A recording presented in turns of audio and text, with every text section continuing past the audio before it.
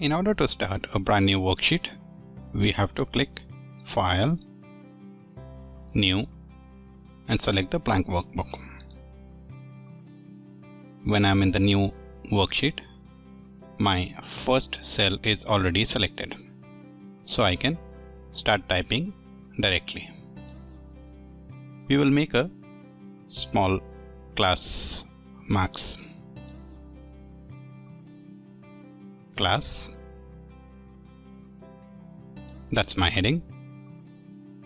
When I start typing class, C-L-A-S-S, now you can see my cursor is still blinking. Now I've got two ways to come out of it. I can either press tab, which will take me to B1, that is the next cell, or I can press enter to go down. I will press one more enter here to go down and start typing the heading, that is name and marks.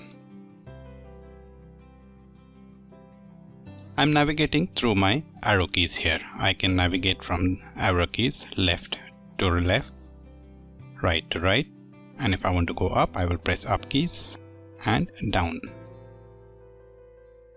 Okay, let me start with the names. Say John. Next, I will type Betty. I'm pressing enter. And Arnold.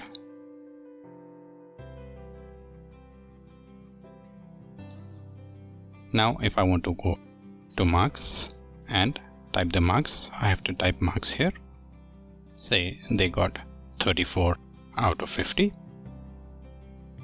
36 out of 50, and Arnold got 41 out of 50. You will notice when I'm typing the text, it is left aligned, and when I'm typing the numbers, it is towards right aligned, which is normal because for the numbers we keep it on the right hand side.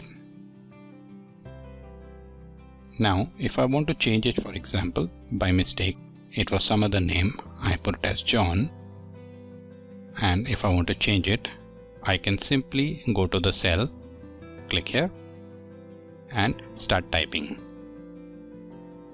Say this is Sam.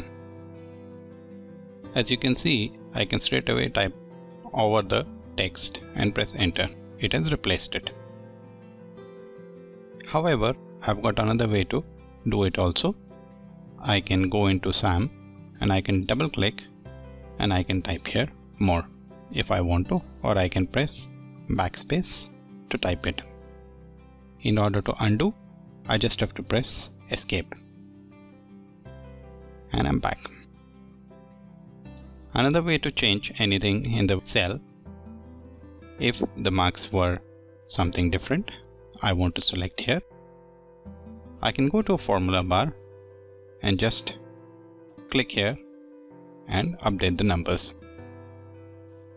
And I've got again two options. Either I can press enter to go down or tab to go to next. I will press enter here. So to press enter is commit, or tab is commit, or escape is to come out of that and undo. Now I would like to make the total of these. I will select here, and on my home tab, if you see towards right, I've got a nice little option, says auto sum.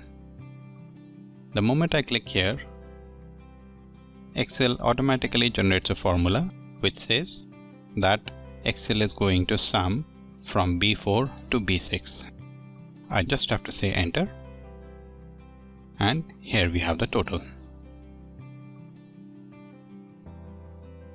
Now if I want to write the date, it can be month, date and year.